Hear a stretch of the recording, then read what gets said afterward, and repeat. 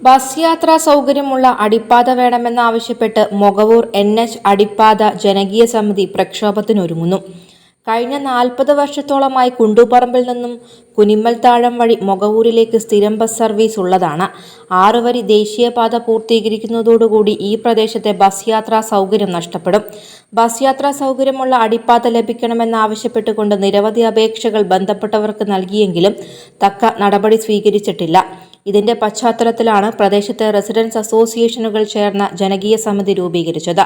കഴിഞ്ഞ ദിവസം ജനകീയ സമിതി ഓഫീസിൽ ചേർന്ന ജനറൽ ബോഡി യോഗത്തിൽ കുനിമ്മൽത്താഴം പെരിങ്ങണി ജംഗ്ഷനിലും ബസ് യാത്രാ സൗകര്യമുള്ള അടിപ്പാത ലഭിക്കുന്നതുവരെ സമരപരിപാടികൾ നടത്തുവാൻ തീരുമാനമായി.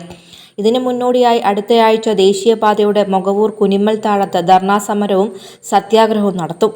ജനകീയ സമിതി ചെയർമാൻ KT അരവിന്ദാക്ഷൻ അധ്യക്ഷത വഹിച്ചു. കോർപ്പറേഷൻ കൗൺസിലർ SM തുഷാര മുഖ്യപ്രഭാഷണം നടത്തി.